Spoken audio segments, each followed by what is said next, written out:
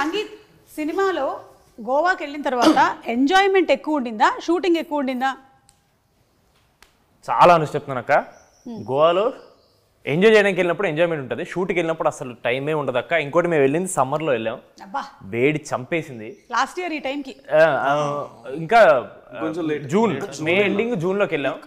అక్కడ ధూళి తీరిపోయింది, అక్కడ వర్షాలు పడుతున్నాయి కానీ చెమటలు మాత్రం వర్షాలాగే వస్తున్నాయి.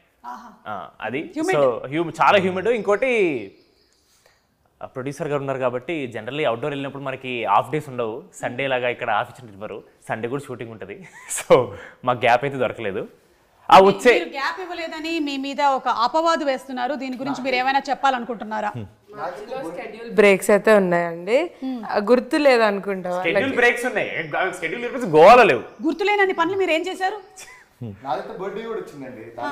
దాని కూడా బర్త్డే షూట్ చేసాం. సో సారీ, అయితే మనం బర్త్డే ఇవాళ సెలబ్రేట్ చేసుకుందాం. హ్యాపీ బర్త్డే పుట్టినరోజు చిట్టి పాపాయి.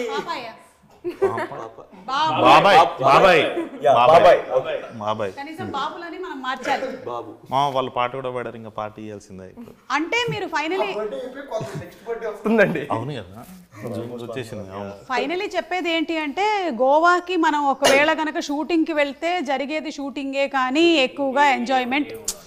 Oh my God. కానీ సినిమాలో చూస్తే ట్రైలర్లో మాత్రం ఫుల్ అంటే టీజర్లో ఒక రేంజ్లో ఎంజాయ్మెంట్ కనిపిస్తోంది, ఒక్క లడ్డుగాడికి తప్ప. వాడి గురించి మీరు ఏమైనా చెప్పాలనుకుంటున్నారా? పాపం ఎందుకు అంత అన్యాయం చేశారు వాడిని? ఈరోజు లడ్డు మన మధ్యలో లేడు, అంటే బతికే ఉన్నాడు, మన మధ్యలో లేడు అంతే. ఒక 30 seconds మౌనం పాటిద్దాం. అవును, మౌనం. Let's not do that. Okay, మన మధ్య లేడు. Harika's feeling bad. లడ్డు మామని ఇక్కడ రమ్మన్నాం, రమ్మంటే ఏమన్నాడు మామ? ఏదో యాటిట్యూడ్ స్టేట్మెంట్ ఇచ్చినది, ఏం అర్థం కాలేదు. ఏంటి సోన్ పాపిడి పెట్టిన దానికి అంత ఇన్నసెంట్ అంటే యాటిట్యూడ్ లో మాట్లాడితే అర్థం కూడా అవ్వదు. పాపం లడ్డుకి ఎందుకు అంత అన్యాయం చేశారు? అది కావాలని అన్యాయం చేయలేదండి, మేము మా ఇంటెన్షన్ మంచి ఇంటెన్షన్తో పట్టుకెళ్ళాం వాడిని గోవాకి. ఎగ్జిక్యూషన్ కొంచెం బ్యాడ్. వాడిని మంచి ఉద్దేశంతో పట్టుకెళ్లారు గోవా కంటే. ఆల్రెడీ పెళ్లి ఫిక్స్ అయిపోయి ఆ పనులు ఉండేవాడిని మీరు గోవాకి ఎందుకు పట్టుకెళ్లారు? అందరు జాతకాలు డిఫరెంట్గా ఉంటాయి కదా, అది సర్ప్రైజ్. ఓ ఓకే. అంటే హారిక గారు, మీరు జాతకం నమ్ముతారండి? ఇక్కడ ఉండే వాళ్ళల్లో కల్లా బెస్ట్ జాతకం ఎవరిదని మీరు అనుకుంటున్నారు? జస్ట్ ఊరికే ర్యాండమ్. రామా? ఎందుకు? ఎందుకంటే నేను సంగీత్ ఎప్పుడెప్పుడో సిరీస్ చూసా, నితిన్ బ్రోని చాలా రోజులు ట్రై చేశా. నితిన్ మా కూడా చాలా కథలు విన్నాడు అప్పటికి, మనోడు కూడా 1.5 year ఏమో చూసిండు. వీడిది హలో వరల్డ్ అనే సిరీస్ రాత్రి రిలీజ్ అయింది. నాగవంశీ గారు అలా స్క్రోల్ చేస్తూ చూసి వీటిని చెప్పారు, వేరే వాడిని ఎవడో చూసి చెప్పారు, అరే హలో వరల్డ్ చూడు, దాంట్లో ఎవడో ఒకడు బాగానే ఉన్నాడు అన్నాను. నెక్స్ట్ డే మార్నింగ్ ఆడి చేతిలో సినిమా ఉంది.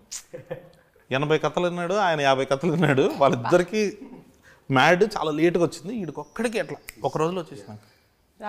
వీడు ఎందుకు లక్కీ అంటున్నారంటే, కళ్యాణం లక్కీగా మా కథ చెప్పినప్పుడు కథ చెప్పారు, ఇలా ఆడిషన్ నేను చెప్పాల. ఆయన ఇప్పటికీ అంటారు వాడిని ఆడిషన్ చేస్తుంటే వీడు ఉంటారు. చాలా అసలు సోషల్ స్కిల్స్ బాగుండేవి అక్క అప్పుడు, బాగా మాట్లాడుతున్నాడు, బాగుండేవి. మాట్లాడుతున్నాడు, అరే ఇదేదో చాలా ఎనర్జీగా ఉన్నాడు, పైగా నచ్చాడు అన్నకు కూడా. సరే ఒకసారి ట్రై చేద్దామని చెప్పేసి పెట్టేసుకున్న తర్వాత అప్పుడు తెలిసింది సోషల్ స్కిల్స్ ఎక్కువసేపు. అంటున్నంత నాటీ ఏం కాదు, is a very decent guy. Producer గారు ఇచ్చేసారు అంటే డీసెంట్ గై.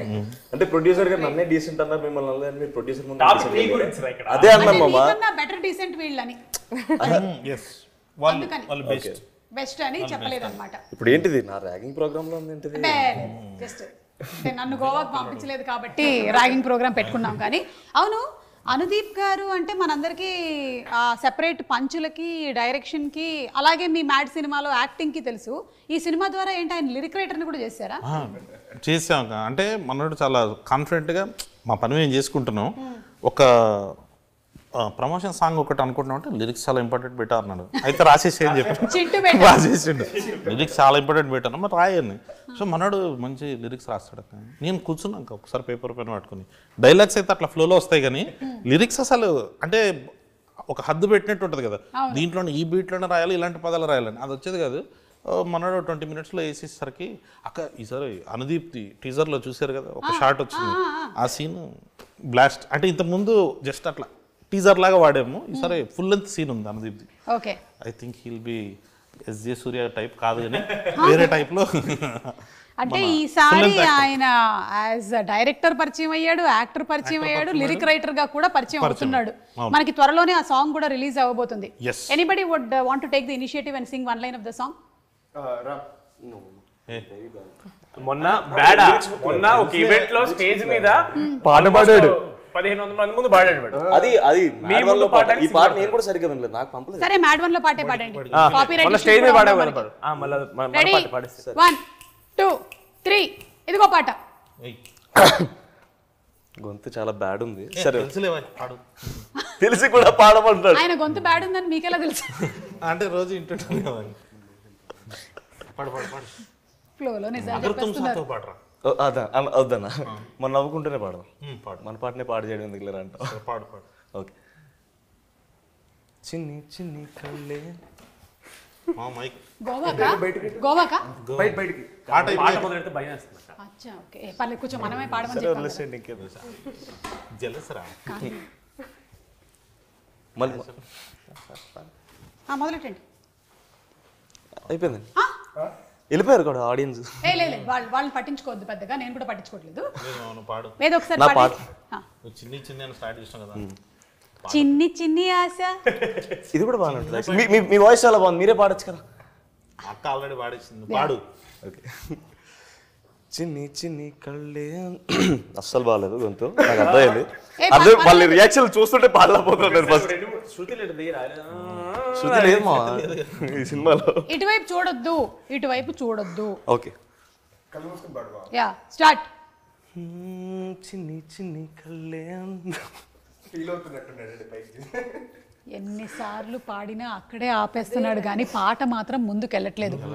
అవును, వెళ్ళిపోమాకే నా గుండెనేమో గిల్లిపోమాకే.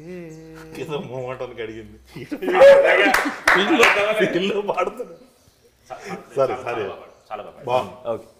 మీరు బలవంత పెడతారు పాడతారంటేనేమో ఇలా అంటారు, ఏంటి అర్థం కదన్నా నాకు మీతో. సారీ.